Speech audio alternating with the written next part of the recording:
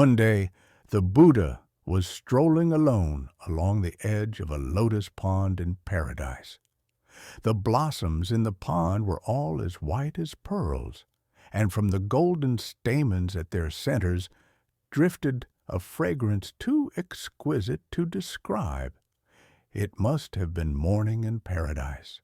Presently, the Buddha paused at the water's edge and gazed down through the gaps between the broad lotus leaves.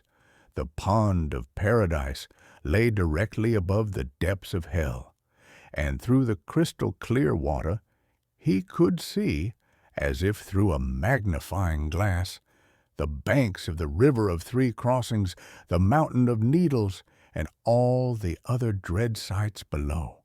There, among the writhing multitudes of sinners, his eye fell upon one man, Khandata.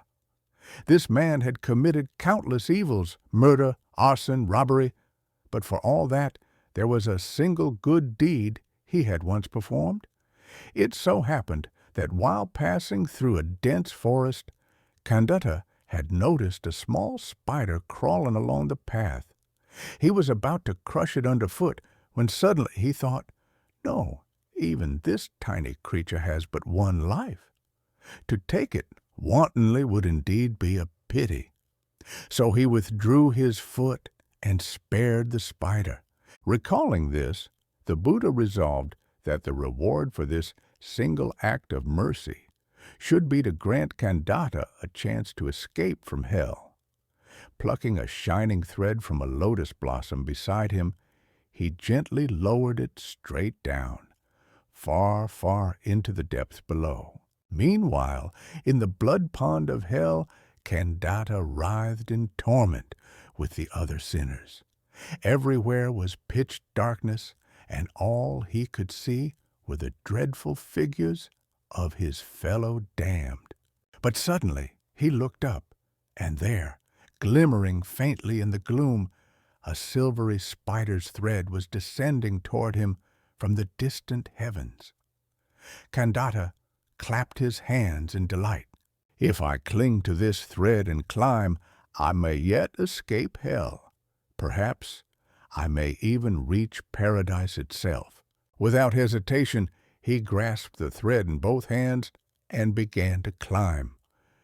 Being an accomplished thief, he was long accustomed to such feats. Yet, no matter how he climbed, paradise remained far above. After a long ascent, his limbs grew weary. He paused and glanced down. To his horror, he saw that countless sinners were following after him, swarming up the thread like a line of ants. Khandata was struck dumb, his eyes rolling in terror. The thread was so slender it scarcely seemed strong enough to bear his own weight, let alone theirs. Should it snap, all, including himself, would plunge headlong back into hell. Desperate, he shouted down, "Hey, you wretches! This thread is mine. Who told you you could climb? Get off! Down, down with you!" At that instant, the thread gave a sharp snap right where Khandata clung and broke apart. In a flash, he was whirling downward like a spinning top, plunging headlong back into the depths. From the edge of the lotus pond, the Buddha had been watching the whole scene in silence.